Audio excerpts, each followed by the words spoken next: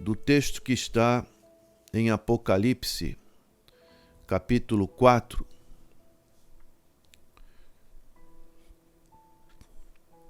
Diz o versículo 1: Depois destas coisas olhei, e eis que estava uma porta aberta no céu. E a primeira voz, que como de trombeta ouvira falar comigo, disse: Sobe aqui, e mostrar-te-ei as coisas que depois destas devem acontecer. E logo fui arrebatado em espírito, e eis que um trono estava posto no céu, e um assentado sobre o trono.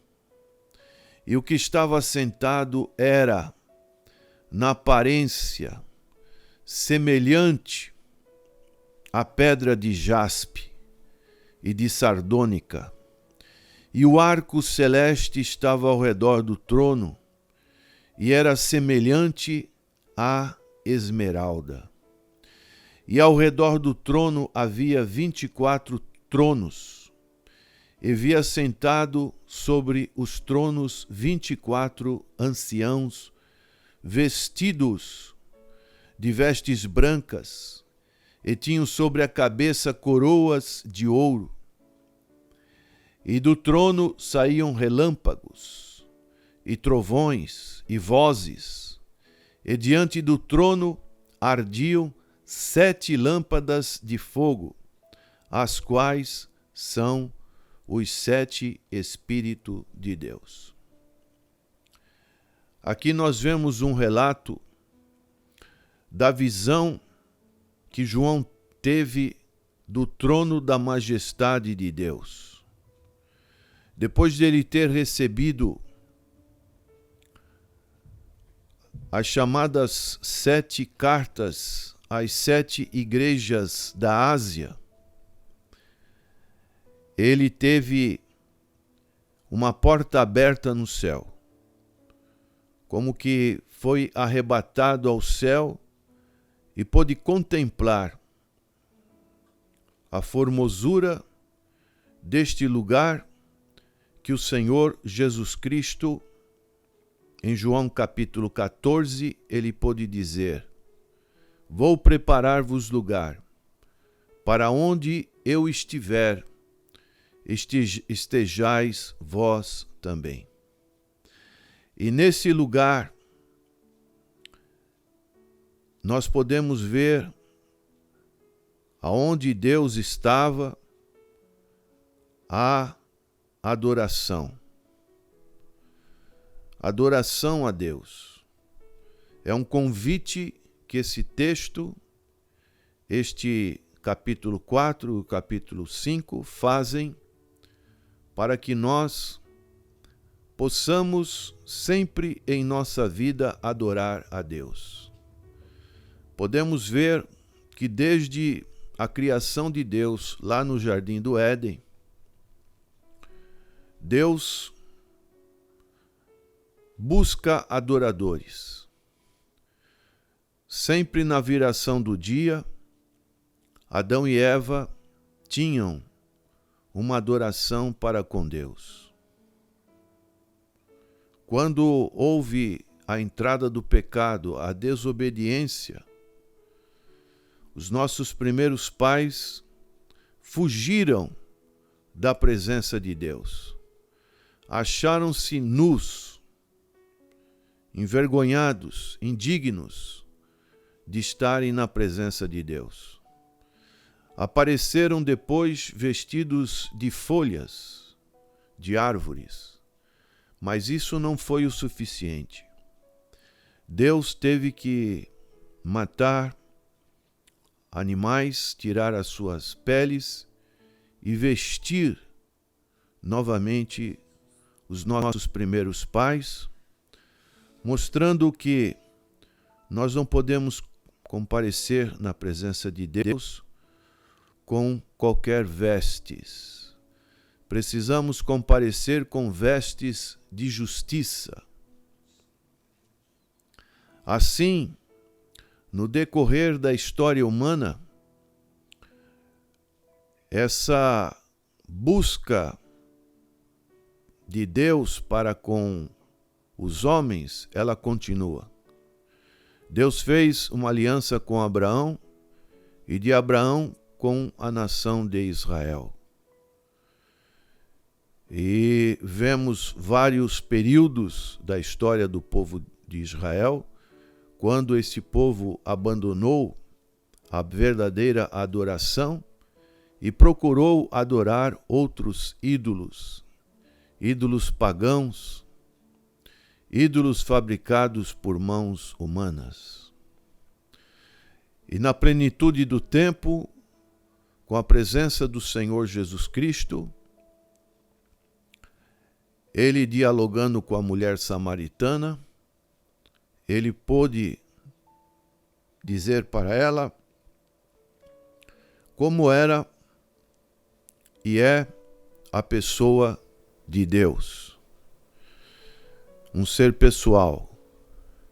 E ele pôde dizer: Deus é espírito, e importa que os seus adoradores o adorem em espírito e em verdade. Ele também pôde dizer: Deus busca adoradores que o adorem nesta condição.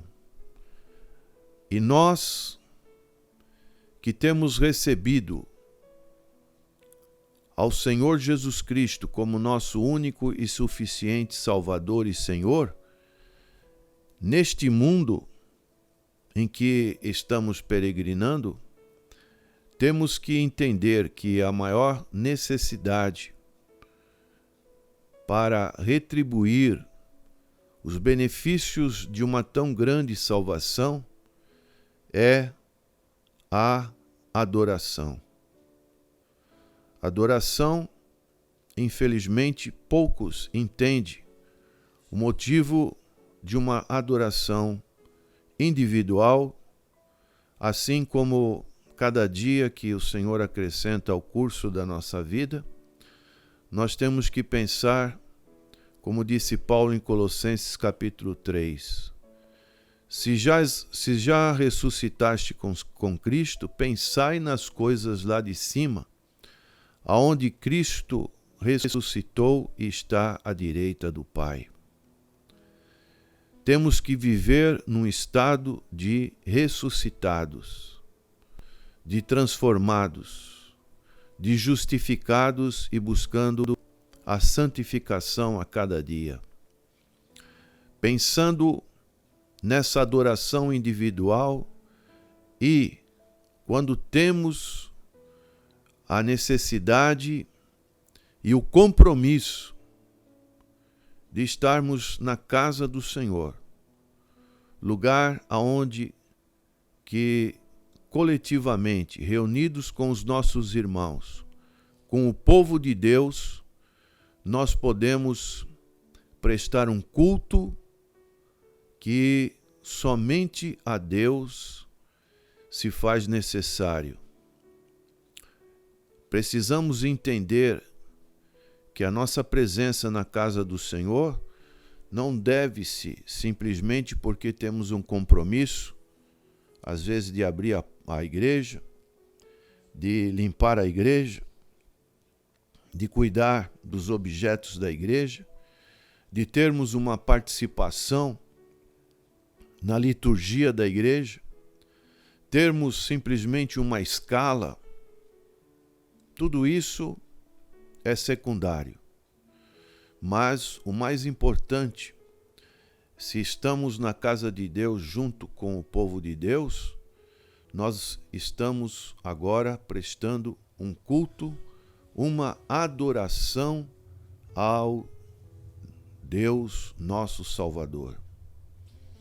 Então, esta verdadeira adoração espiritual é uma das mais, ou a principal necessidade da vida de um indivíduo e das igrejas atualmente. Hoje, infelizmente, às vezes os cultos são verdadeiros shows, onde você vai ver um cantor famoso, onde você vai ver um pregador um tanto que hilárico. Então as pessoas se envolvem nessas necessidades. Às vezes você vai simplesmente porque está doente, está com uma falta de emprego, então você vai, comparece à casa do Senhor. Mas o Senhor é aquele que prescruta os mais profundos do nosso coração. A Bíblia, o Senhor Jesus, no Sermão do Monte, ele disse: buscar em primeiro lugar o seu reino e a sua justiça, e as demais coisas vos serão acrescentadas. Nós não podemos fazer a nossa própria teologia. Precisamos do respaldo bíblico para não oferecermos sacrifícios de tolo aonde Deus não se agrada. Mas nós temos que procurar oferecer sacrifícios espirituais agradáveis a Deus, que é o nosso culto racional. Paulo fala sobre isso em Romanos capítulo 12. De maneiras que a adoração é como que uma dívida. Se entendemos o quanto alto que foi pago o preço da nossa redenção, do perdão dos nossos pecados, nós, o mínimo que podemos retribuir é adorar a Deus, porque isso está no coração do próprio Deus. Deus deve ser adorado. Adore a Deus. Essa é a palavra do Senhor para nós. E o que seria adorar a Deus? Seria simplesmente cantar, levantar as nossas mãos, bater palma, falar aleluia. Será que é isso? São manifestações exteriores que podem representar ou não o que vai no nosso coração. Quando o nosso coração está cheio de gratidão por Deus, pelos valores de Deus, pelos chamados meios da graça que Deus nos oferece, nós reconhecemos o valor que Deus tem para conosco e nós retribuímos com o devido valor. Adoração significa atribuir valor. Valor a Deus. Valorizar a pessoa de Deus. E nesse capítulo 4 de Apocalipse, nós vemos João escrevendo no seu versículo 11, digno, isto é, somente Deus é digno. Nada mais além disso pode ocupar o lugar de Deus. Ninguém pode usufruir este lugar.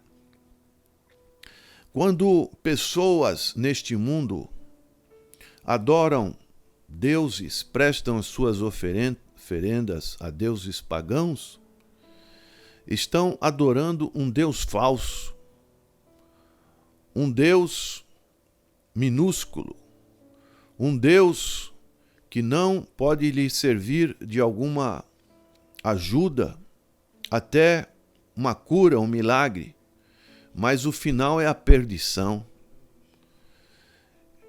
E aqui nós encontramos nesse versículo: digno é, Senhor, de receber glória e honra e poder, porque tu criaste todas as coisas, e por tua vontade são e foram criadas. Entendermos esta adoração da criação de Deus, da qual nós fazemos parte. Lemos no capítulo 5, versículo 12, que com grande voz diziam: digno é o Cordeiro que foi morto, de receber o poder e riqueza, e sabedoria e força, e honra e glória, e ações de graça. Aqui encontramos a Trindade Santa sendo adorada. Adoramos o Criador, o Senhor de todas as coisas, que criou este mundo para que o homem pudesse viver.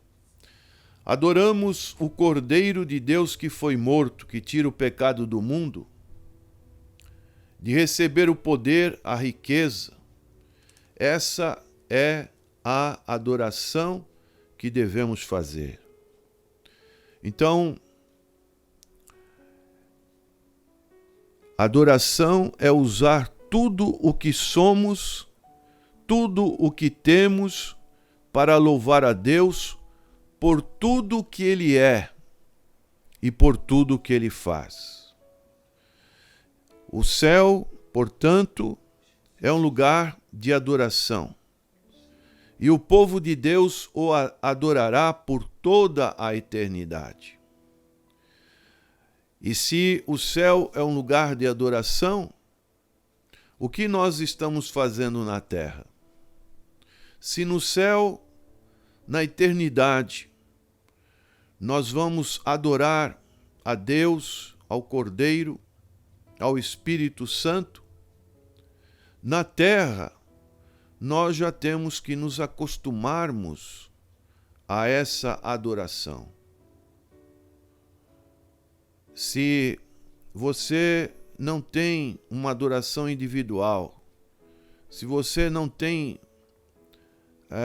o gozo, o deleite de estar na casa do Senhor para o adorar, o céu será um lugar estranho para você.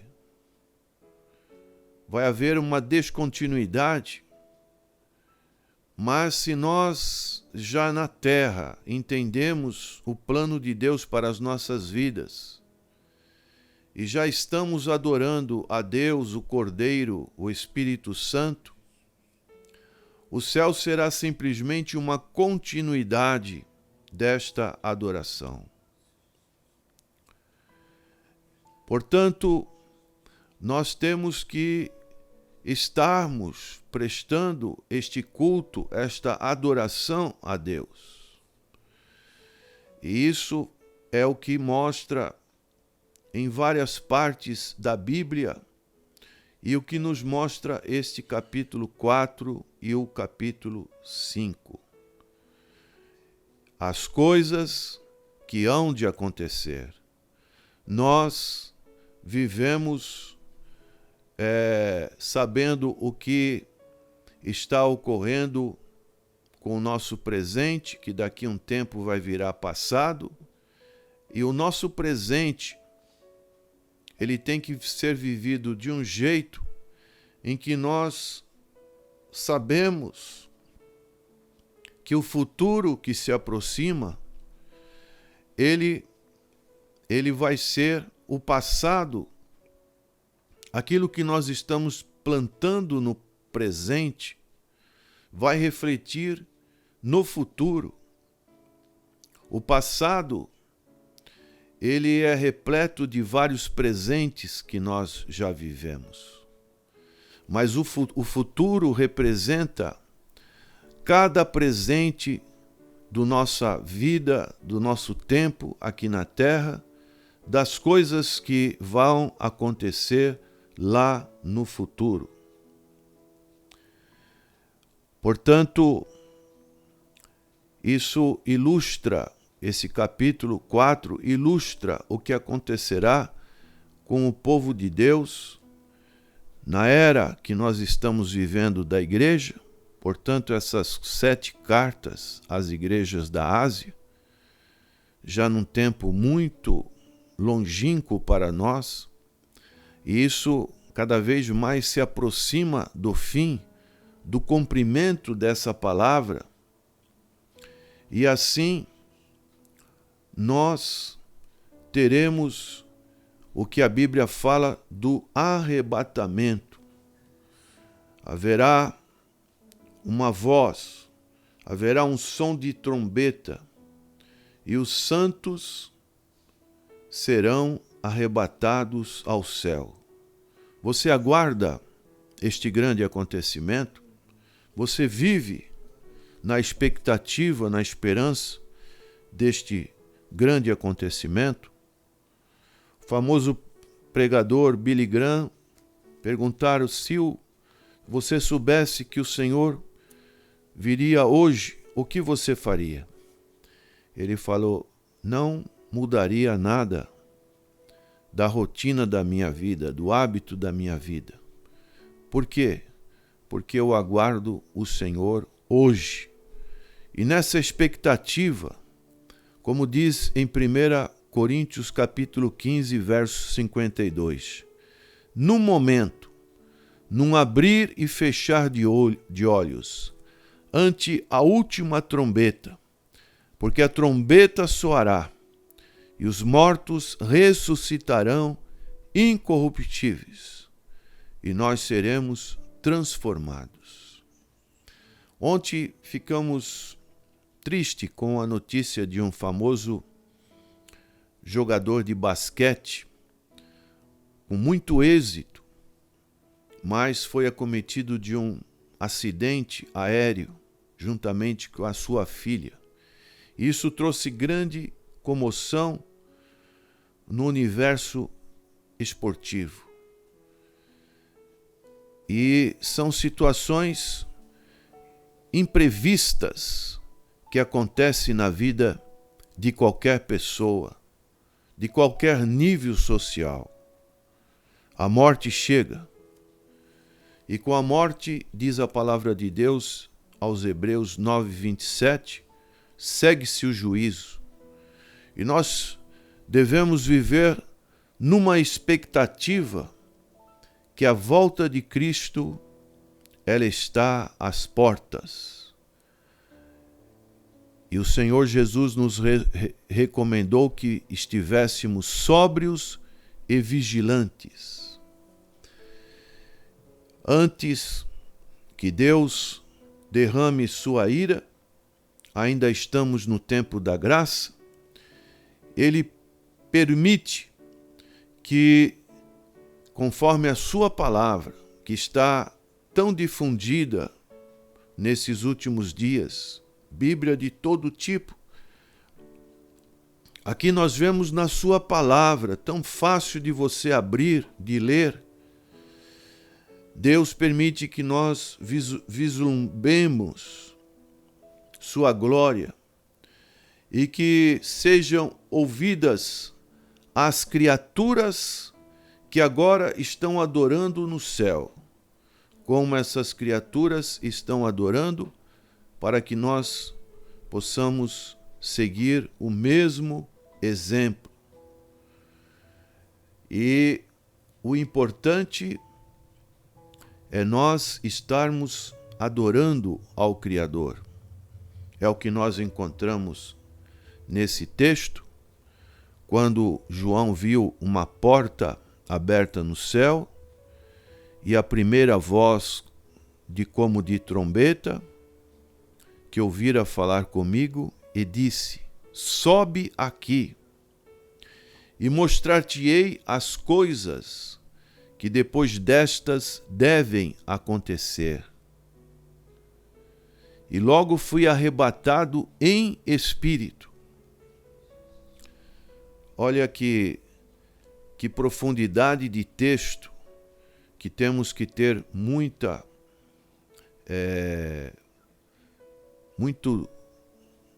esclarecimento espiritual da formação do nosso ser tricotômico, corpo, alma e espírito.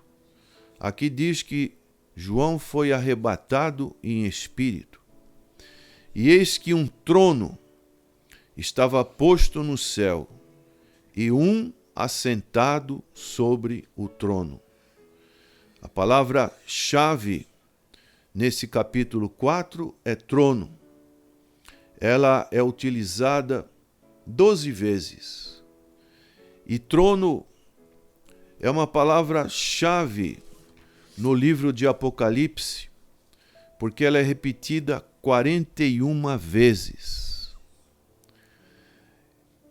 Então, diante deste quadro que nós deslumbramos lá nesse arrebatamento em espírito de João, nós temos que ter a segurança que nada importa o que vai acontecer na terra. Deus está no seu trono e Deus controla todas as coisas.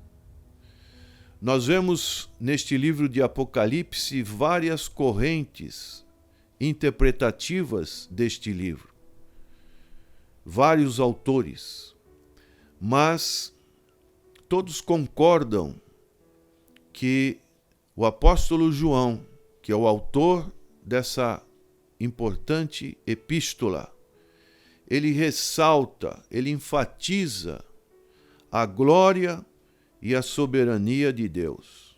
Então essas duas palavras são muito importantes. Nós estamos aqui para viver para a glória de Deus. E devemos entender que nós estamos debaixo da soberania de Deus.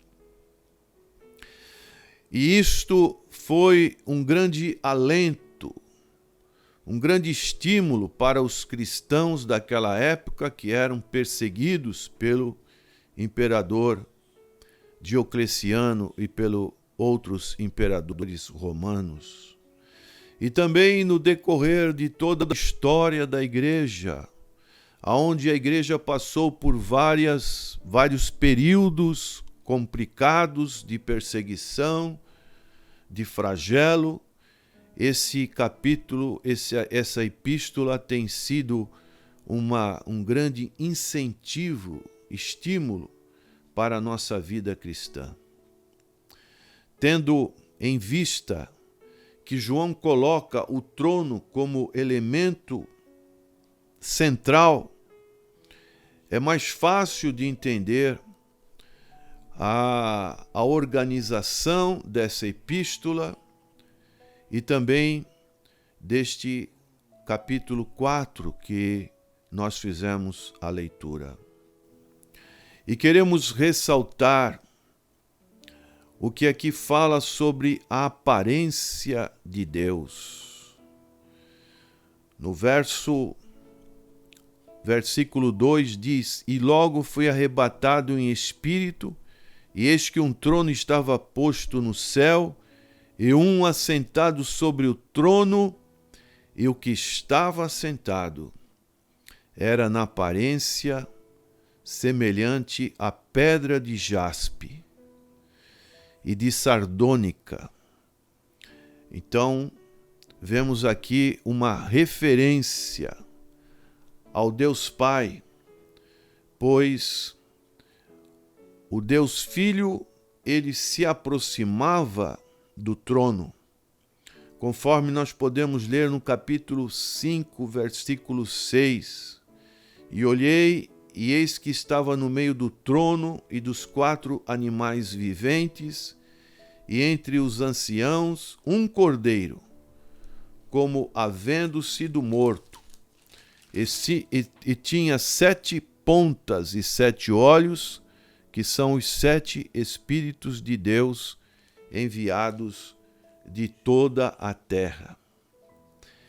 O cordeiro estava no meio do trono, aproximava do trono, e o Espírito Santo é retratado como diante do trono, conforme versículo 5 do capítulo 4. E do trono saíam relâmpagos e trovões e vozes, e diante do trono ardiam 7 lâmpadas de fogo, as quais são os 7 Espíritos de Deus.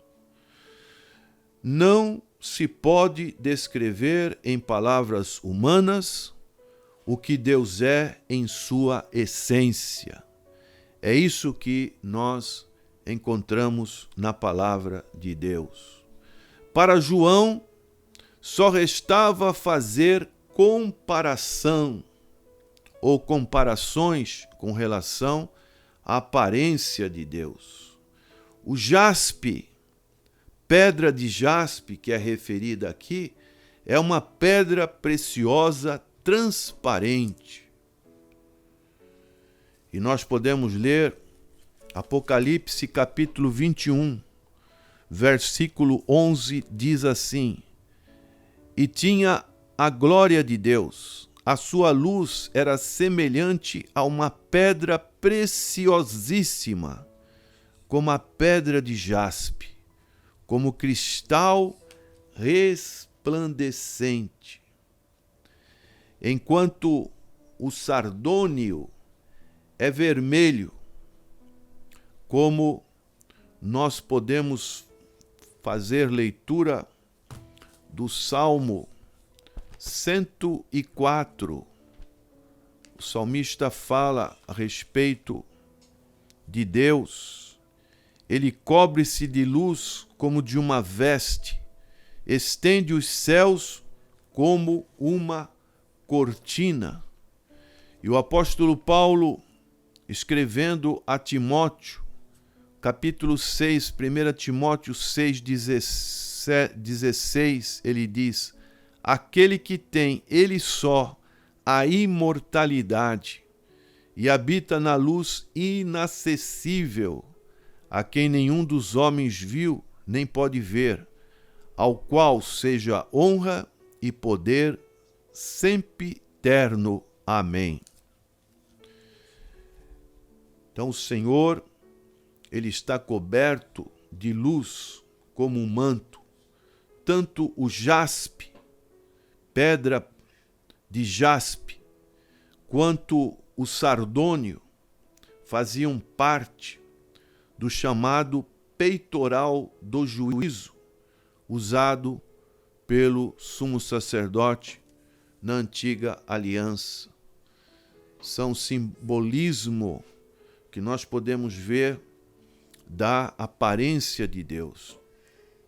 Ainda neste versículo 3 de Apocalipse 4, falando da aparência de Deus, nós podemos ver e o arco celeste estava ao redor do trono e era semelhante a esmeralda. O arco-íris aqui não é apenas um arco, mas um círculo completo, pois no céu todas as coisas são completas. O arco-íris, ele lembra a aliança de Deus com Noé, simbolizando sua promessa de jamais destruir a terra novamente com um dilúvio. E como é importante esta aliança, não apenas com Noé, mas também com toda a criação. O julgamento está prestes a sobreviver, mas o arco-íris, ele tem também nessa visão, nessa aparência de Deus, o arco-íris, ele lembra, ainda para este mundo jaz no maligno, que mesmo do julgamento de Deus, este julgamento, ele é misericordioso. Por isso, Deus ainda está na sua misericórdia, oferecendo um tempo para que a humanidade, para que os pecadores se arrependam e venham ao conhecimento da verdade. Como disse Paulo lá em Atenas, Atos capítulo 17, Deus não leva em conta o tempo da nossa ignorância, mas notifica a todos, em todos os tempos, que se arrependam. Esse é um tempo de arrependimento, uma oportunidade que nós não sabemos até quando esse julgamento de Deus virá sobre a terra. E nós deixamos para finalizar a palavra confortadora de Abacuque, que nos seus dias foi avisado por Deus que os caldeus, os babilônicos, iriam levar cativo Judá, Jerusalém. E diante dessa calamidade, um povo muito mais ímpio do que os israelitas, Abacuque, ele tinha a sua esperança em Deus. E no capítulo 3 do seu livro, versículo 2, ele diz: Ouvi, Senhor, a tua palavra e temi. Esse procedimento deve também partir da nossa parte para com as pessoas que nos cercam. Se você tem sido um verdadeiro filho de Deus, há necessidade de clamar por esses que estão totalmente alheios ao grande perigo de suas almas.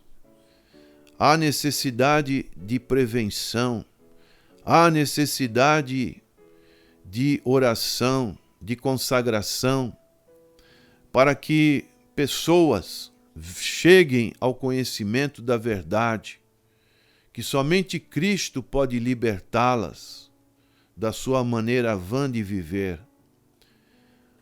Um profeta, ele dizia essas verdades: Ouvi, Senhor. Você tem ouvido a palavra de Deus? São os caminhos de Deus durante a sua história. Um dia, Deus vai findar esse período da graça. Ouvi a tua palavra e temi. Aviva, ó Senhor, a tua obra no meio dos anos. No meio dos anos, notifica. É o que nós estamos fazendo. Notificando a todos que está chegando a hora e a necessidade urgente de um arrependimento sincero. E a oração de Abacuque, que deve ser a nossa oração também: na ira, lembra-te da misericórdia. Meu Deus, que situação nós podemos ver e extrair da palavra do Senhor. Essa aparência tão maravilhosa que Deus mostrou para João, o seu trono, e agora nós sabemos que um dia vai haver um julgamento sobre a terra. Que possamos nos reavivar no Senhor, a cada dia ir na fonte de águas puras, cristalinas, e receber uma porção dobrada desta água, desse Espírito, para que possamos continuar com a nossa missão, aquilo que Deus tem colocado em nossas vidas, para sermos instrumentos na sua mão, visando a sua glória e aceitando a sua soberania sobre as nossas vidas. Que Deus te abençoe, em nome do Senhor Jesus. Amém.